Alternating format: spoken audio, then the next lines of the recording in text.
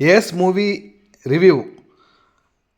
இந்த படத்தில் hero Vijay Sethupathi, heroine Rukmini மற்றும் யோகி பாபு, டைரக்டர் ஆர்மோ குமார். இந்த கதையை பற்றி பார்த்தோம்னா, விஜய் சேதுபதி தன்னுடைய பழைய வாழ்க்கையை மறந்து புதுசாக ஒரு வாழ்க்கை தொடங்குன்னு சொல்லி மலேசியாவுக்கு வர்றாரு.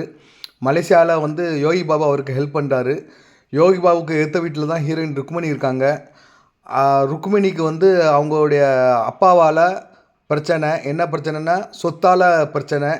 இந்த பிரச்சனையை எப்படி கையாளுறாரு ஹீரோ விஜய் சேதுபதி, ஹீரோயினுக்கு எந்த முறையில் அவர் ஹெல்ப் பண்ணுறாரு, இதனால் அவருக்கு என்னென்ன பிரச்சனைகள் வருதுங்கிறது தான் கதை. இந்த படத்தோடைய ப்ளஸ்ஸை பற்றி பார்த்தோம்னா, விஜய் சேதுபதி தன்னுடைய வழக்கமான அமைதியான நகைச்சுவை மற்றும் நக்கல் பாணி காட்சிகளால் படத்தை தூக்கி நிறுத்திருக்காருன்னே சொல்லலாம். யோகி பாபுவும் தன்னுடைய நகைச்சுவை நகைச்சுவால் சிறப்பாக பண்ணியிருக்காரு. படத்தினுடைய ஒளிப்பதிவாளர் கிரண் பிவி ராவத் மலேசியாவை நல்லா காட்சிப்படுத்தியிருக்காரு.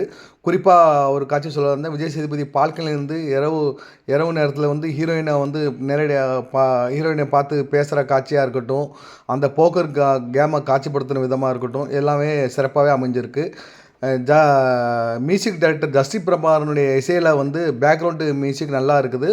உருகுது உருகுதுங்கிற மெலடி சாங்கு சிறப்பாகவே வந்திருக்குன்னு சொல்லலாம். இவ்வளோ ப்ளஸ் இருந்தாலும் ஒரு கமர்ஷியல் படமாக எடுக்கிறதுக்கு ஒரு நகைச்சுவை ஆக்ஷன் காதல் கந்த கமர்ஷியல் படமாக பண்ணியிருக்காங்க.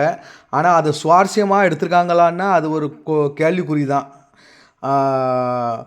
குறிப்பாக மைனஸ்ன்னு பார்த்தா யோகி பாபு காமெடிலாம் பாதி தான் சிரிப்பு வருது நமக்கு.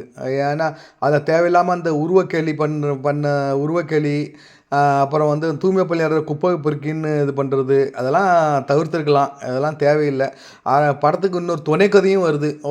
அது ஏற்கனவே எல்லா படத்துலையும் வர்ற அதுதான். ஒரு பாலியல் ரீதியாக ஒரு பெண் துன்புறுத்தப்படுறாங்க, மிரட்டப்படுறாங்க, வன்கொடுமைக்கு ஆளாகிறாங்க. அவங்கள ஹீரோ எப்படி காப்பாற்றினாருங்கிற ஒரு துணைக்கதையும் இருக்குது. வில்லன் பிவி அவினாஷோட வில்லத்தனம் நல்லா இருக்குது. ஒரு பாடி லாங்குவேஜ்லேயே காட்டுறாரு. பபுலு பிருத்திவிராஜும் ஒரு வில்லனாக வராரு. அவருடைய நடிப்பு கொஞ்சம் செயற்கைத்தனமாகவே இருக்குது. தொழில்நுட்ப ரீதியாக அந்த படத்தை பாராட்டலாம்.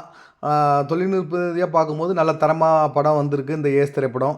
ஆனால் திரைக்கதையாக இருக்கட்டும், நகைச்சுவையாக இருக்கட்டும், அதெல்லாம் இந்த ஏஸ் சறுக்கி போக்கர் ஆட்டமாக தான் மாறியிருக்கு. இந்த படத்துடைய ஆட்டம் எப்படி பார்க்கணுன்னா, போக்கர் ஆட்டம் ஏமாற்றம் தான் அளிக்குது.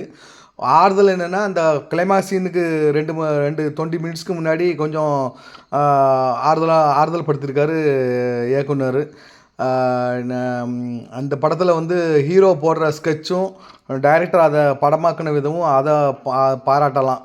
மற்றபடி விஜய் சேதுபதி ரசிகர்கள் கண்டிப்பாக அந்த படத்தை தேட்டரில் போய் பார்ப்பாங்க. மகாராஜா படத்தோட கம்பேர் பண்ணால் இது ஒரு மசாலா கலந்த படம் தான். மற்றபடி சிறப்பாக ஒன்றும் சொல்கிறதுக்கு இல்லை. படத்தை தேட்டரில் போய் பாருங்கள். நன்றி.